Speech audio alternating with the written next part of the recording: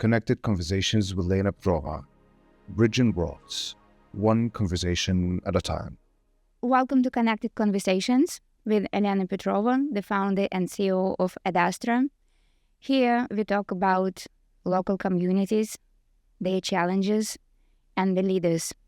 Because usually when we are not happy with the world around us, we think about celebrities, famous people, and we expect them to bring the change to us. But really, the change starts with us, our families, loved ones, and local communities. And today, I want to talk about the voices of the future. I have Lily, I want to make sure that I pronounce your name correctly. I have Lily Scheckner. Lily Scheckner comes from the state of Maryland, Montgomery County. This year, she's going to be graduated from the Blair High School. And Lily is absolutely incredible leader. I consider you to be the leader of the future. So we just talk about a few things that she was already able to accomplish. So Lily is the poet. She's a creative writer. She was able to create several short films and documentaries. I had the pleasure to see them. They were screened in New York Times Square. Yes. And commissioned by Jamie Raskin. Mm-hmm. Lily is a young poet, and she got awards from Pulitzer Center and the Scholastic Art and Writing Awards. She was published by the Penn Review and the Harvard Advocate. Yes. Correct? Yeah. So tell us a little bit about yourself. Yeah, so like you said, I'm a senior at Montgomery Blair High School. I'm from Silver Spring, Maryland, which is just about 30 minutes outside of D.C. And I like to think of myself as like some combination of a writer and an advocate. A lot of my work kind of bleeds into each other. So I do writing that's infused with political themes. I do political work that has to do with the arts. And I'm really passionate about kind of bringing that intersection to the world. And of course, I'm like very young. We'll see what happens. But I'm really excited as I go into my college years to continue exploring that. And what do you want to study when you graduate this year? Yeah, so when I graduate, I hope to study political science and creative writing, either as like a double major or a major minor. I don't know where I'm going to school yet, but that will kind of dictate it somewhat. But I really hope to continue pursuing both of those avenues. It's incredible. And you also speak another language. Yes, I have spoken Spanish since I was in kindergarten. I did a Spanish immersion program from kindergarten through 5th grade, and then I continued taking Spanish classes up until this year. I'm studying Spanish literature right now, but it's been a really cool experience, and it's also kind of opened up my advocacy in my writing. So if I want to, write in another language, I have the opportunity to do that. If I want to communicate with communities that speak mostly Spanish, I can also help with that. So it's been a really cool way, and I honestly just have to thank my parents for putting me in that program in elementary school, because I wouldn't have been able to do it without that. And I can't help myself but ask you, ability to speak another language. How did it help you with going through school, and now that you're entering a big world? What does it mean to you? How do you feel that? Do you believe that it's opening extra opportunities? Yes, I definitely think it's opening extra opportunities. I mean, just like on a scientific side that I can't really speak to on a professional level, but I know that there's a lot of research that speaks to the fact that being able to speak another language helps with, intellectual growth. When you're a child, like, it's a lot easier to do it. So that's why I think my parents wanted to start me so early in it. And as for opportunities that it opens up, like I said, it really is able to kind of infiltrate my advocacy and my writing and open that up. And also just on an interpersonal level, I mean, like, I can communicate with more people when I'm, out buying groceries, when I'm, or if I visit another country. So it's a really cool thing, and I'm excited to be able to use it also when I get into a more professional world. I mean, I think that being bilingual is a really valuable skill anywhere in any industry, so I'm sure that I'll be able to use it at some point. Incredible. And let's talk about Let's talk about your work, because as a bilingual poet, we have seen it definitely bridges the gap and helping you to get engaged in the community. So let's talk about, what does a community mean to you? Yeah, it's a great question. I think that for me personally, community starts at the family level. So my sister and my mom, who I live with most of the time, we're really, really tight knit.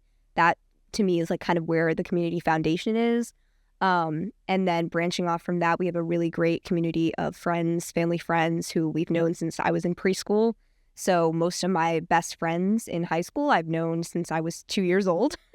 So that's just a really great community to have. And then in high school especially, I've been able to grow into more of like a professional community, the community of like advocates and activists in Montgomery County in Maryland and DC has become a community of mine.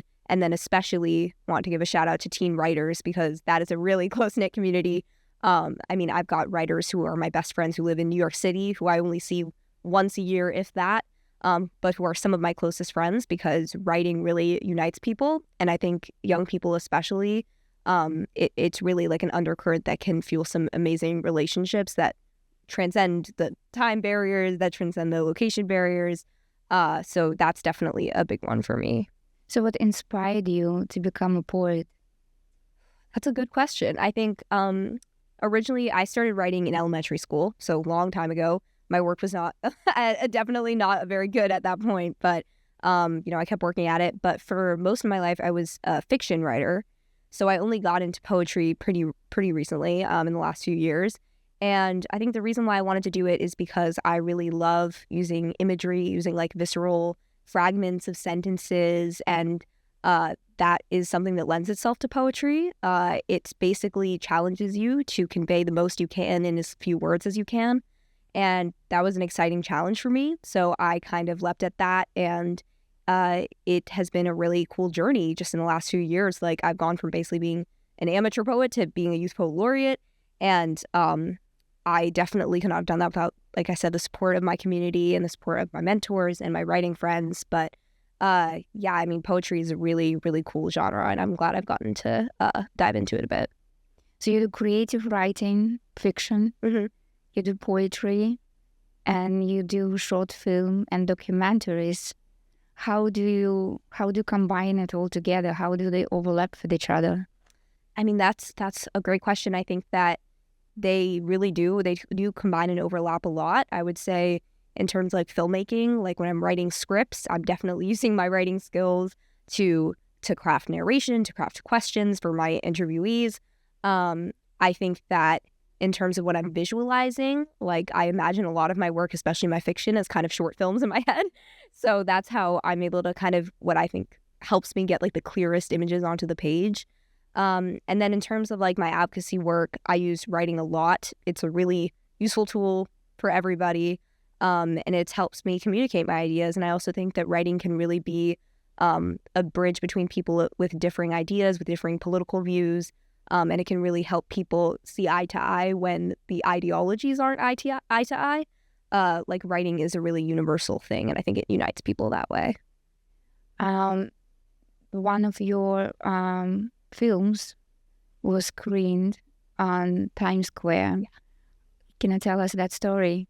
Yeah. So essentially, that last one, it actually happened twice, but one was in middle school, so I don't know if it even counts. But basically, I had created a short documentary with a few of my peers in high school, and it was created originally for something called the C-SPAN Student Camp Competition, which challenges students with a different prompt every year. And that prompt, it was, what do you want Congress to pass in 2023, which was the year at the time. And I have always been very interested in women's rights and women's rights issues. So I chose to kind of talk about cybersexual abuse. And it was a really, really incredible experience to make the film. I learned so much. I got to interview so many fantastic experts from all of these organizations who helped craft like legislation that they're trying to get passed. And I talked specifically about this act that's still not been passed, but is floating around in Congress, called the SHIELD Act, which would basically put federal protections in place to protect women and everyone from cybersexual abuse. And so I wrote a script based on that. I did interviews and I submitted it to C-SPAN. And I also submitted it to the All-American High School Film Festival. And it was chosen as a selection for that film festival, and they air it in the Times Square. So we got all dressed up, me and my friend, and we went to the theater, and we got to walk the red carpet that they had set up, and we saw our documentary on like the big screen, and it was a really, really special experience. And, you know, if there are any amateur filmmakers out there, I highly recommend you submit a really, really, really special experience that I would recommend to everyone. How did it feel to see it there? How did it feel to see your work in New York, which is a center of the globe in many ways? It was super surreal. Both times just like blew my mind. And I think that that's the case for whenever that kind of moment happens. If there's something where my work is like elevated to a level that I didn't think about before, it just blows my mind every time, and it never gets old. And it's a really special feeling for any young person to feel like their work has real merit and is being appreciated by adults and is being kind of spotlighted in that way. I'm sure it's not just for young person, it's for any person, because you probably feel after that, oh, I can do anything now, Yeah. right?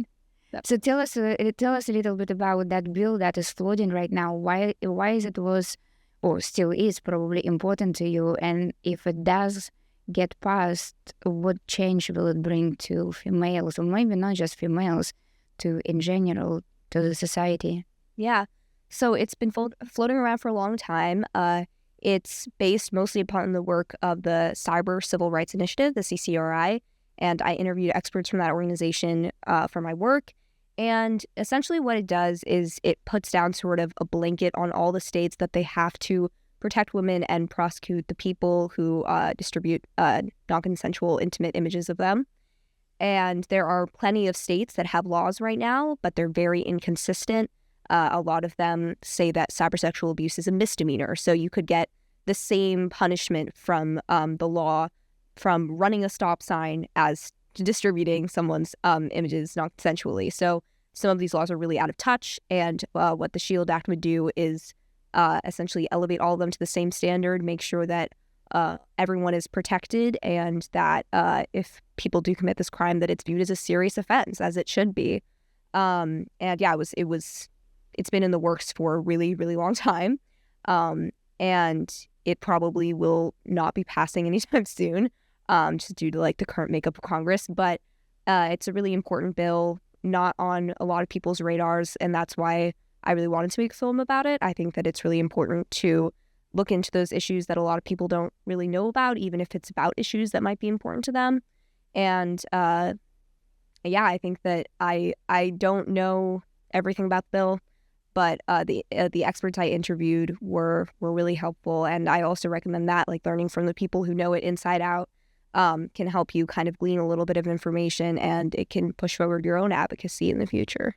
And who are the experts? Because if anybody who is listening to our podcast and would like to follow up on this and would like to find the experts, can you give us some names? Yeah, of course. So one is Marianne Franks, Dr. Marianne Franks. She's a professor at GW, and she headed up this initiative. Also, Danielle Citron, she's a professor at UVA. And both of them were interviewed for my project. But there are many, many activists and not even just part of the CCRI, but a part of many other organizations who have helped work on this. And yeah, I highly recommend checking out those people. And if you want to look at more experts, there are also the other interviews that were in my documentary. I interviewed a few different people, but those were definitely two great interviews, amazing experts on those issues. And we'll definitely put in the notes of this podcast the information where you can find the work that Lily has done. Highly recommend. In general, you talk a lot about feminism and the rights of women historically. I had the pleasure to see some of them even last night. What inspired you to go that way? Yeah, so like I said, my advocacy has always kind of been women's rights centered. I think that was just always something I was really passionate about. When you start out kind of looking into this big world of politics, you want to focus on something because otherwise it just becomes too overwhelming.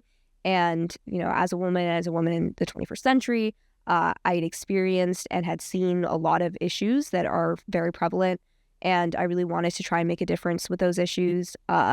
And so that was kind of where I came from an advocacy standpoint. And then for my writing, I think that I just inherently sort of picked up on those undercurrents from my advocacy. And I love writing characters who resemble me, who resemble people in my life, who I'm able to kind of take tidbits from my life and put in. I'm constantly writing like fiction with different like little aspects of people that I know. And because I know like so many strong women and so many interesting women in my life, like I said, like my mom and my sister are just like a really integral part of my community. They both have made their way into my work, whether it be poetry or fiction, and really all of my friends have too. So it kind of comes from a combination of wanting to center those like women's stories and those women's issues, and also just, my life and my experience being surrounded by all these amazing women. They're probably very proud of you too. You're becoming one of those, and thank you for bringing those changes into our life. So I know it's incredibly important today. Yeah. What do you think is the challenge in today's world, in today's society? What challenges do you think we are facing? Wow, a lot. But if I had to like zero in on a few, I would say that one problem, which I kind of mentioned before about writing being a unifying force, is that we are so incredibly divided, and that it's kind of impossible to cross these divides at this point. And it's hard to get past the fact that some of these divides feel very personal, that it's hard to kind of reach out a hand or an olive branch when you feel like someone is wronging you personally with their views or their ideologies. But at the same time, it's just not feasible the way we're continuing and the way that we are spotlighting each other's differences, and that we refuse to make peace or to try and find compromise. So that's one big issue. I would also say that another is the fact that we are trying to get rid of people who we view as different, that we're trying to diminutize them, and that we are trying to make the things that make America so diverse kind of smooth over and to go away. I think that we really need to be like highlighting our differences in a time when, like I said, we're having so much trouble communicating. We need to explain ourselves to other people, explain our perspectives. Everyone has a unique point of view, and in order to share that, they cannot be ignored or put down. And then just like specifically on the women's rights side, I think that this is a very frightening time in our country to be a woman. And, there's always aspects of being a woman that are difficult. But personally, as a young woman who's kind of starting to find independence, head off to college, it makes me very scared about the world that I'm going into. But I think that with the work that I'm doing and with the work I'm seeing so many of my friends doing and so many of my peers doing, I do think that we can find moments of light in that, and we can continue advocating for the things that will one day sort of help us out of that dark moment. I'm curious to hear your opinion, because with the current administration and the policies that we are taking right now, diversity, equity, and inclusion is not the policy that we decided to take in the next 4 years. Yeah. What is your view on this? Yeah. I mean, obviously, I've not entered the workforce. I don't know anything about the policies that go into hiring someone. But personally, as someone who's going through the college admissions process, and who just, as I've just mentioned, some of the biggest issues that we're facing, I do truly believe that highlighting our differences, making sure that we have the variety of perspectives needed to accurately represent the country is so vital. And honestly, I feel that if we are trying to, as I said, like diminutize perspectives that we don't agree with or diminutize perspectives that we view as different or other, that's a path that I don't think we want to go down. I think it's a path that leads to other worse things. And, this sort of DEI policy is definitely like, it could be seemingly innocuous, but the ideas that it's dispersing and the ideas that it is giving to people in the government in other areas of the country is that we don't want representation from everyone, that we don't want everyone's voices to be heard. And I think that is dangerous, and I think it's a form of censorship. Yes, that's the reason why it's always important to hear the voices of future leaders. In talking about future leaders, another question that I would really want to hear from you is, do you think that the current communities that we have, and you just described the challenges that the communities are having at the moment, do you think those challenges need to be addressed by leadership with the qualities what the qualities are required by leaders today to address those challenges today and in the near future? That's an excellent question. And I would say that the number one quality that we need and that is lacking, in my opinion, in the country right now is courage and the ability to stand up for not just yourself, but for other communities in need. I definitely feel that in the wake of some of these policies and these decisions that I don't agree with, that there have been a lot of people who have stayed silent, who maybe are like fearing retribution or who are, fearing for their reputations or their careers. But I think that in order to be a leader and in order to solve these problems that I was discussing, you have to sort of put that as second tier and you have to be courageous.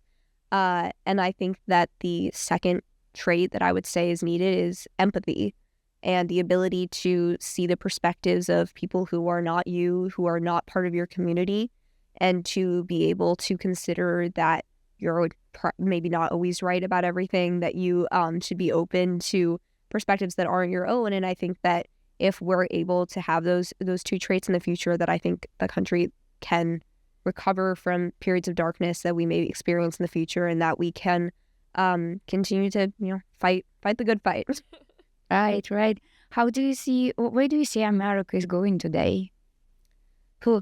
So it's a big question. I would say, it's hard to know because I think there's a lot of sort of white noise, a lot of misdirection, and you don't always know what is going to be really impactful and what is going to be really serious. But I don't love the direction the country is going. I think that if it continues down this sort of, I would say, like sharp incline that it's on right now and doesn't sort of even out, we're headed towards a very serious place, a place where there's reduced rights for people who are historically marginalized, a place where views that aren't mainstream or who aren't part of the reigning party are being censored. And that to me feels very, very serious. And I think that even though we're kind of getting bombarded with news every day and getting bombarded with so much information that feels overwhelming, we really got to pay attention. We've got to make sure that we are combating this. So if it does start going more down that sort of sharp decline, like we need to start pulling ourselves out before we get in too deep. How is it important to you as a leader of the future, the positioning of the U.S. and the globe? Because historically we've been the leader and we have the power, and there are so many sort of opinions that the U.S. is going to be losing this voice and this position of the global leader. How important it is for you as the future generation of the U.S. leadership and probably global too? I would say it's very important. The United States holds an extremely important position in the globe and in global politics. In a lot of ways, we set an example to other countries. And I think that, no matter, where the U.S. is positioned or what policies I disagree with, I know that that is true. And I know the United States is a very important global figure. So I think it is important that we continue setting an example for other countries. I think it's important that we are, talking about issues that are important on the global stage, and that we continue participating in organizations such as, the World Health Organization, which we just withdrew from, that are doing important work everywhere in the globe. I mean, I think that we have to kind of toe the line between interfering with things that are not our business, and with also, providing that example with helping people who are in need. And I think that right now the current administration has a very, very sort of isolationist policy. They are very concentrated on what they view are America's issues and what they view as really urgent problems in our government. And I think we can't lose sight of things like climate change that are affecting everyone. And that may seem very hazy and vague and far off. But, we also just withdrew from the Paris Climate Agreement. Like, these are things that are very important. These are things that we work with other countries on. And as bad as things might get at home, we also need to think about what's happening abroad, what's happening globally, and what's going to happen in the future for everyone. And that leads me to the next question, because you are, you, in my opinion, you have such a big voice in your community, in your school, and the community of creative writing and now filmmaking. Which platforms are you using for your voicing? Yeah, that's a good question. I think that I do a lot of work kind of in my community, and in that way, my community is kind of my stage. So I'm able to use, local like physical venues. I get to go around the county, when I've worked on when I worked in like my internships and my advocacy work, I've gotten to go around Maryland and Washington, D.C. and like the DMV and do work around there. And in terms of my writing, I do some of that in person. I have a portfolio, like a website that I use, and I do try to get my work published. So that's a really big opportunity that basically anyone can use. Anyone can submit to magazines, and it's a way to get your work out there, which is really amazing. But I am definitely like limited in what I can do. So I try my best to get my work out there, to speak with people on a personal level, and hopefully I'll have some more opportunities to speak to larger audiences and convey my views. But for right now, I'm really focused on making as much change incrementally in small communities as I can. When I have an opportunity to do something at school, I love to do that, or in Silver Spring. So I would say that, who knows where I'm going to be next year. And I'll have to find sort of new platforms and new ways to explore my writing and my advocacy. But for right now, it's mostly, my community and whatever sort of online spaces I can carve out for myself as well. And if we are going to be talking about online spaces, I know that you have an Instagram account, and we are going to be placing Lily's Instagram account in the notes of this podcast, so you can find her. Anything else that you would be able to share with us, or maybe any other platforms that you would be recommending? Yeah, well, I don't have a very public YouTube account, but I have a few of my documentaries posted there if anyone wants to check them out. Like I said, I have my website, but I don't really promote a lot of my advocacy or my writing on my social media. I think I'm still, in that regards, a little bit of a kid. I have like my private account that's mostly friends and family. But I definitely use Instagram. If you DM me there, I'll answer. Or if you reach out to me through my website. But yeah, I recommend everyone use social media, because I think it's a really big part of the future and of communication, and especially in the younger generations. Talking about which, there is so many conversations going on right now about TikTok. Yes. So what are your thoughts on that? Yeah, it's a really interesting issue, and I think I have some conflicting thoughts about it. I'm a TikTok user, as most people that I know who are my age. I definitely have fun on the app. I think that this, ban of TikTok has been a very interesting exercise. When it was banned, a couple weeks ago, and then was unbanned, definitely felt like more of a political move than a real kind of motion to, as they said, like kind of dismantle a national security threat. And it felt very propaganda-y.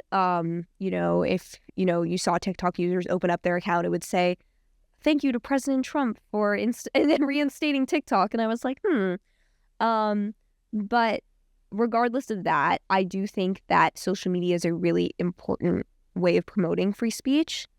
And I think it's a really important tool for the masses to have to spread information. And to me, at least in the amount that was released to the public, I did not feel like I saw enough information to deem TikTok as a national security threat. However, I also don't have all the information, and I would not be surprised if that had truth to it. But I think that Congress and I think that the government needs to do a better job of showing people why they would be wanting to ban such a thing, because otherwise these theories are coming about that they're trying to censor people, that they're trying to eliminate a mode of free speech. So I think that, personally, as a 17-year-old, obviously I love TikTok, but at the same time, as someone who's interested in politics and advocacy, and if people are telling me, who are experts on the issue, that TikTok is a credible national security threat, and they can produce evidence as such, I agree that it shouldn't be in the hands of people who might be giving their information out. But I honestly think that the whole situation was pretty badly handled on all sides. I think that whatever happens is going to be interesting, and I'm hoping that in the future the government can provide some clarity on the issue and provide some clarity to people who are sort of formulating their own thoughts without having that evidence in front of them. So basically, you believe, I share your opinion, though, so I don't believe that there is such a big security issue through the TikTok, and also if they close that platform, probably another platform will pop up right after that. Red Note, everyone was joining Red Note. Right. In general, so what do you think about, because we have TikTok, then there was the conversation with X, which former Twitter, and this whole thing about this censorship. What, in your opinion, what would be the best way to handle because again, in the end of the day, it's not about the people. Now it's all about algorithms and which messages should be lifted and which one should not be. Do you have any suggestions on that? Yeah, also a very good question. I mean, I think that, like I said, social media is a very powerful tool, but I don't think that it should go unregulated. I think that free speech is important, but I also think that hate speech should not be tolerated and it should not be promoted on social media.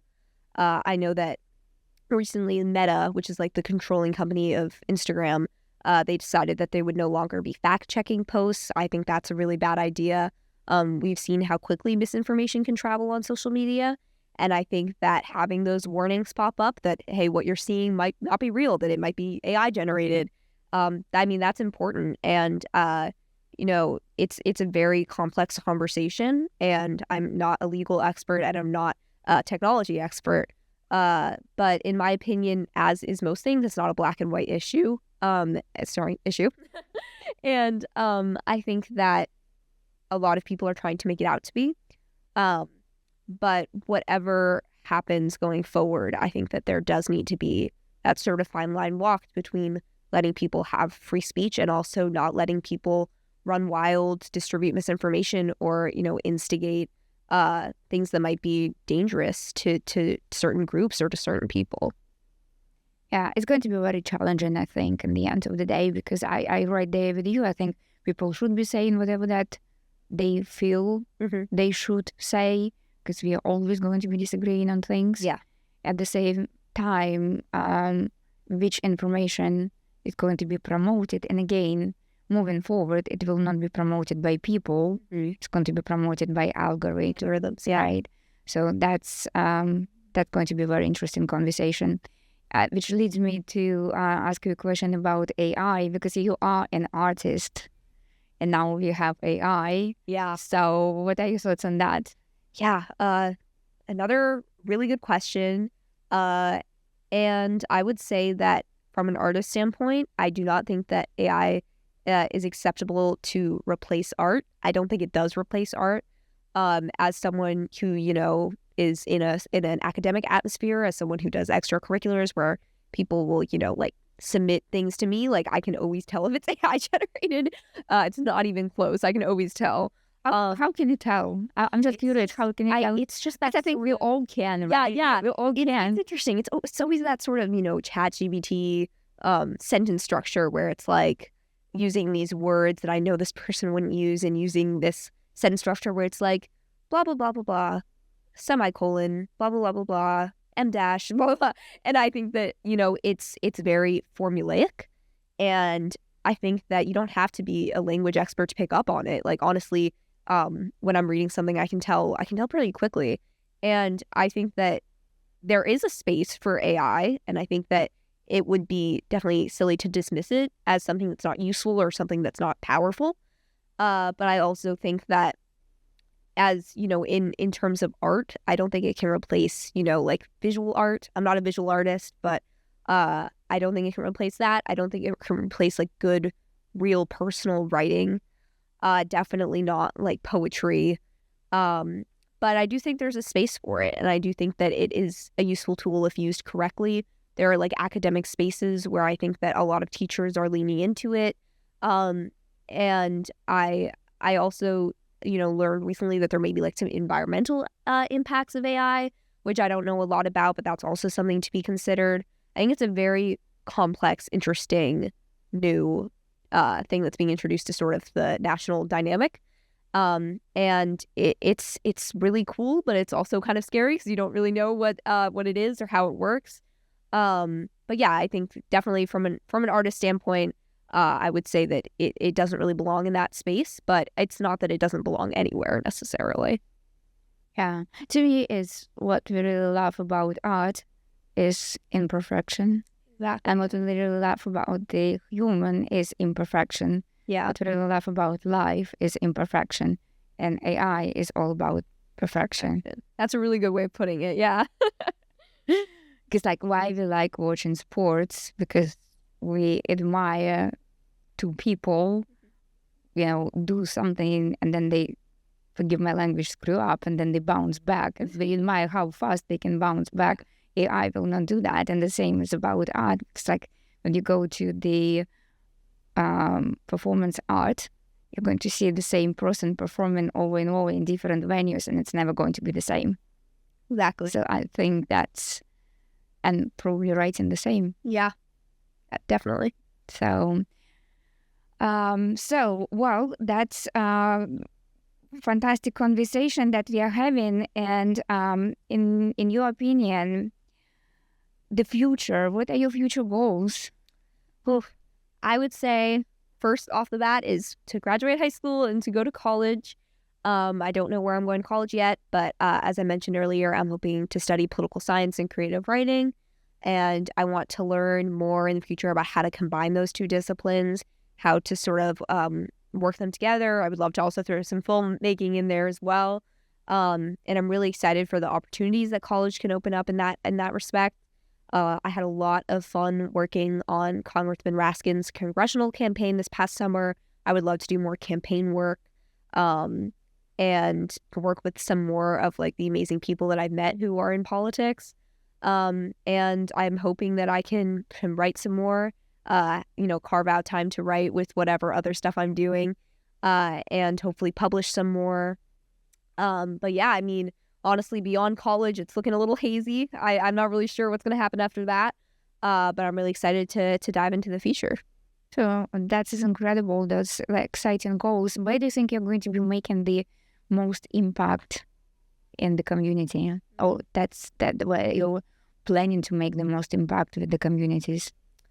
Oh, that's a good question. I think, it depends on where I end up, but I think in a lot of how I kind of built up from freshman to senior year in terms of my impact, it'll probably be a similar thing with where I'm at college. I'll probably start as small as possible, joining clubs and doing some work in that area.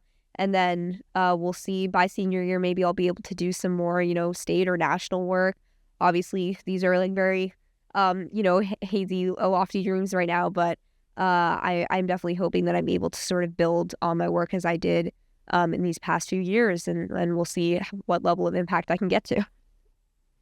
And if you have a message for other creative young leaders that are watching us today, what message would you give them? And maybe somebody who is just starting on your path, if you would give them a suggestion, what that would be? Yeah, of course.